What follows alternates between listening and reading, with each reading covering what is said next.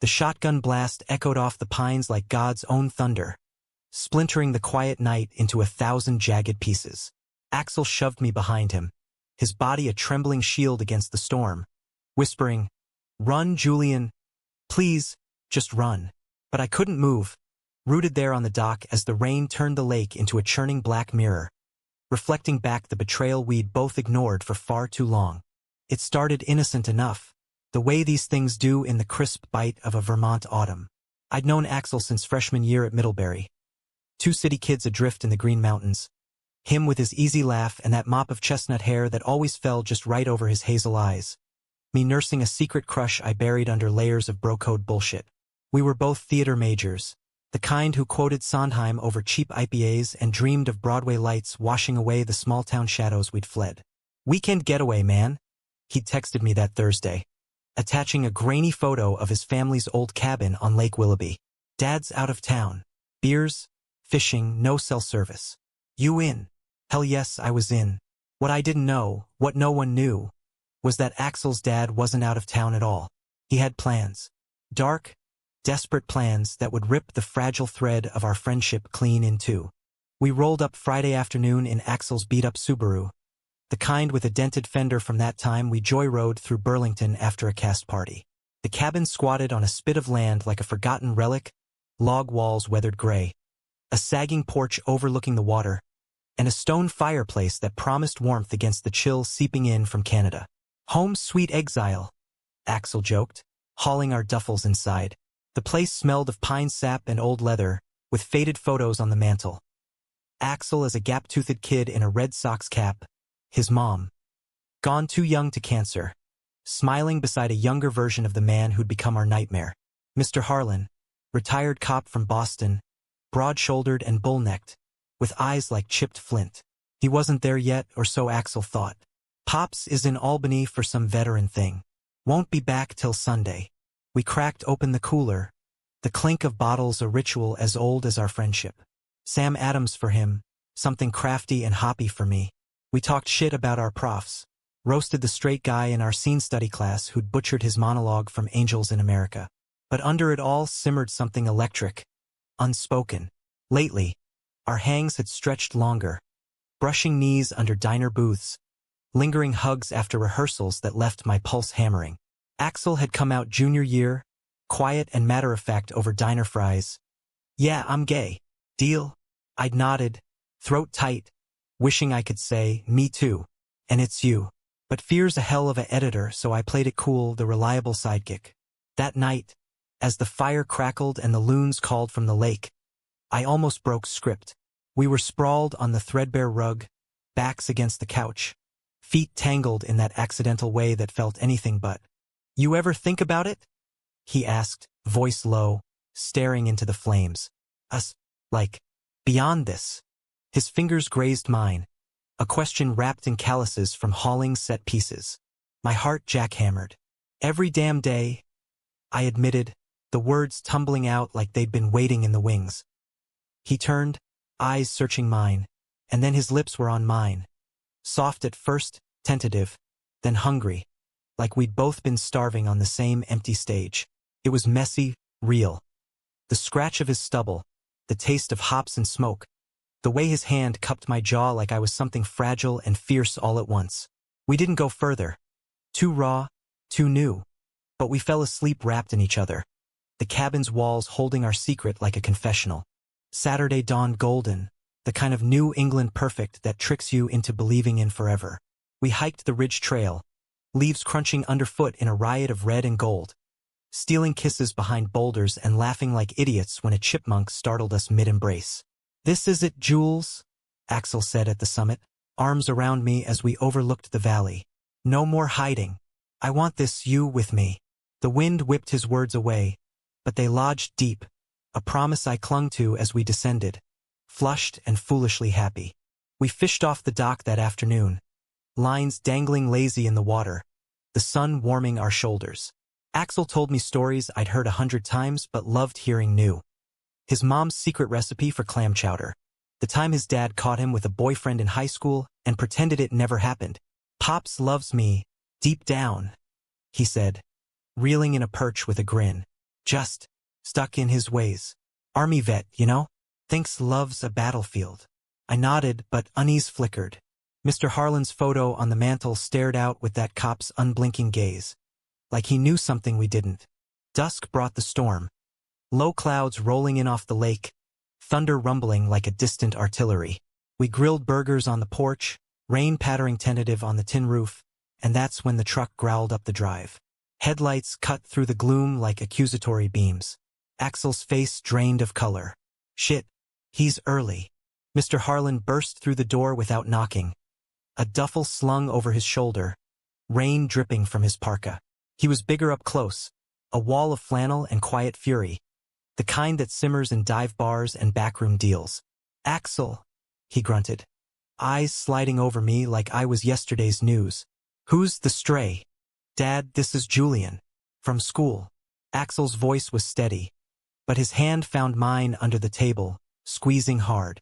Harlan nodded curt, cracking a beer from the fridge like he owned the air. Dinner was a minefield. Small talk about the drive from Albany, the weather turning ugly, Axel's progress in college. But his eyes kept flicking to us, sharp as handcuffs. And when he caught Axel's thumb tracing circles on my knuckles, the room went arctic. Outside, he said after, voice flat as a warrant. Both of you. The dock groaned under our boots, waves slapping angry against the pilings as the storm broke full force. Rain sheeted down, turning Harlan's face to a mask of glistening rage. I knew it, he spat, voice cutting through the howl of wind. The signs. The way you prance around, Axel, too soft, too wrong. He jabbed a finger at me. And you, poisoning my boy with your filth. Axel's laugh was bitter, breaking like glass. Filth? Dad, this is love. Julian's not poison. He's the best thing. Love. Harlan roared. Stepping close enough, I smelled the whiskey on his breath. This ain't love. It's a disease. I drove all night from that conference because I couldn't shake it. The call from your aunt, whispering about your lifestyle. I came here to fix this. To make you a man again. He yanked a pamphlet from his coat pocket, sodden and accusing. Straight choices. Reclaiming your son. Conversion therapy bullshit, the kind peddled in church basements and backwoods retreats. His plan, laid bare. Whisk Axel away at dawn to some clinic in the Midwest. Cure him with prayers and isolation until he chose right. Betrayal hit like a gut punch. Not just the words, but the lie of it all. The years Harlan had nodded along. The hugs at holidays that masked this rot. Axel recoiled, face crumpling. You'd do that? To me? After Mom? Your mother would weep, Harlan snarled. But his voice cracked, just a hair. She'd want you whole. I stepped forward then, rain blinding me, voice raw. Whole? This is whole, you bastard. Axel's not broken. He's braver than you'll ever be. Loving someone in a world that spits on it. Thunder clapped, lightning forking the sky, and in that flash, I saw it. Harlan's hand trembling on the pamphlet, the flicker of doubt in those flint eyes. He'd lost his wife to the bottle after her chemo, buried his grief in badges and booze, and now this, his son, slipping the same way. Axel turned to me, tears mixing with rain. Jules, go inside. Please. No. I grabbed his hand, defiant. We face this together. Harlan's face twisted. Rage, grief, something softer warring beneath. You think you know pain, boy? He growled at me, but his gaze locked on Axel.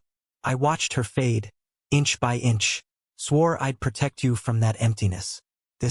This choice, it'll destroy you, like it destroys everyone. The words hung, a confession wrapped in venom.